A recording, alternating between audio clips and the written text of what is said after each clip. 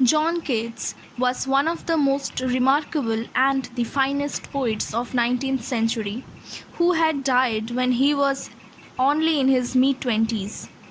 But his numerical age could not hinder his supremacy in the field of English literature, and that's why he is considered as one of the greatest among the Romantic Age poets like William Wordsworth, Samuel Taylor Coleridge, and many more, who were the worshipper of nature.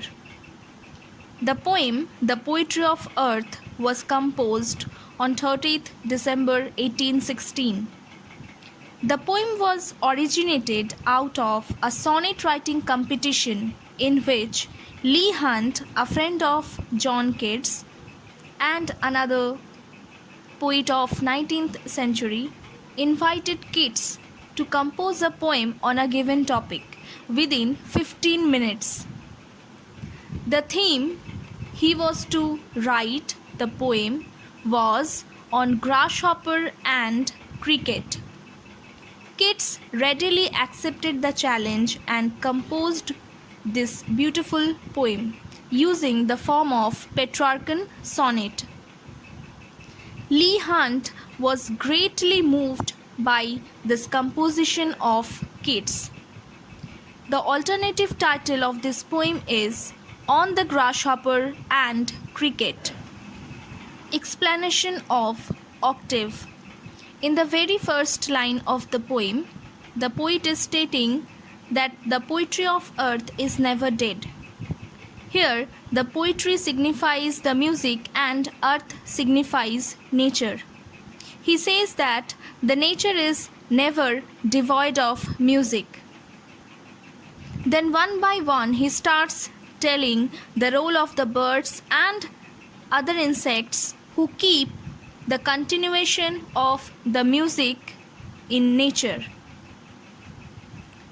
In summer, when the birds get tired because of the scorching heat of the sun and fly away in the shade of cooling trees and naturally stop chirping because of their tiredness, it is the grasshopper who takes the leads of the continuation of the music.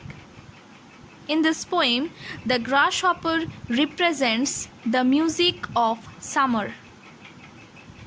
In the absence of the birds, he takes the lead, and the voice of the grasshopper can be heard running from one bushes from another bushes in the freshly cut meadow.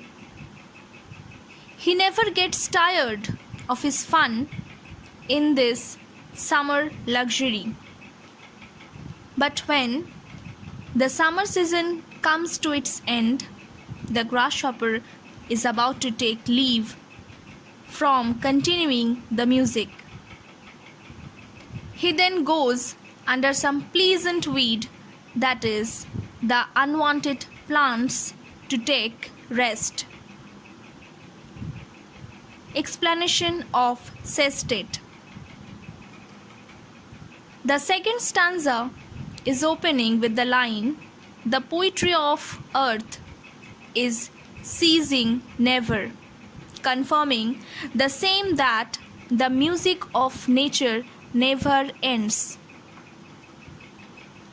When the grasshopper takes retirement from his job in winter and a silence is prevailing in a wintry evening because of the frost, the shrill, that is the high pitched sound of the cricket, can be heard from near a fireplace or a stove.